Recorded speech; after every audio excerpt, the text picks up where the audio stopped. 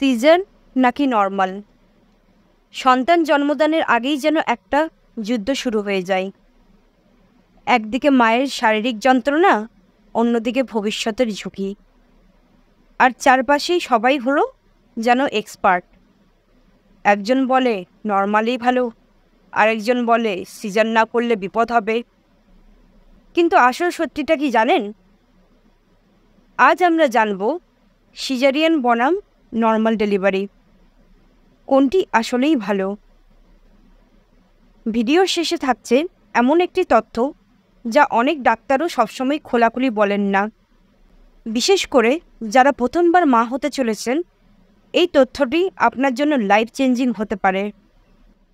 তাহলে আসি প্রথম পয়েন্টে। প্রথমেই বোঝা দরকার নর্মাল ডেলিভারি কী এবং কেন এটি আদর্শ বলে ধরা হয়। নর্মাল ডেলিভারি অর্থাৎ প্রাকৃতিকভাবে সন্তান জন্ম দেয়া। শরীর যখন নিজেই সংকেত দেয় সময় হয়েছে, তখন প্রসব শুরু হবে। ডাক্তাররা বলে এই প্রক্রিয়াতে মা এবং শিশুর উভয়ের শরীরই প্রাকৃতিকভাবেই প্রস্তুত থাকে।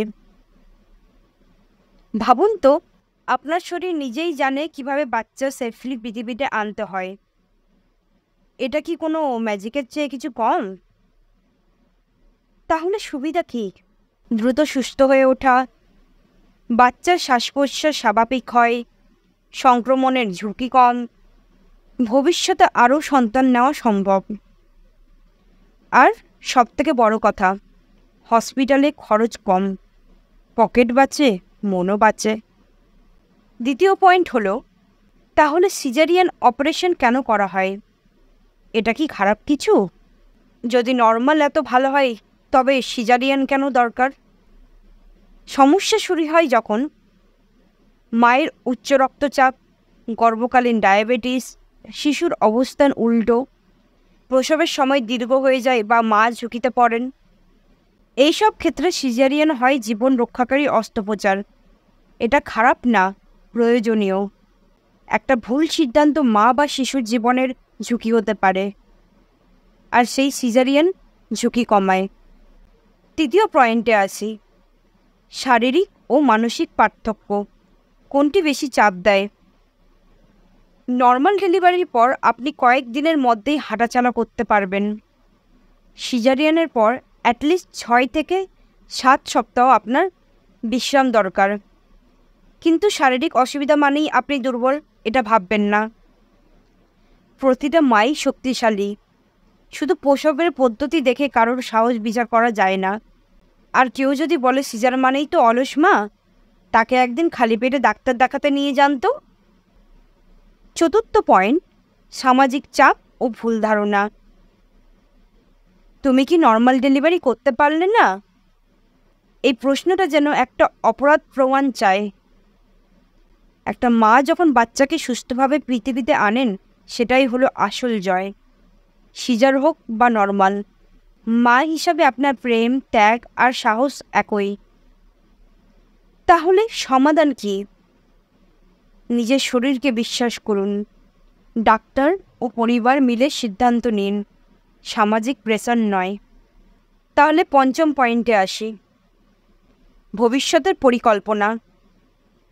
দ্বিতীয় বাচ্চা, ওজন ও স্বাস্থ্য।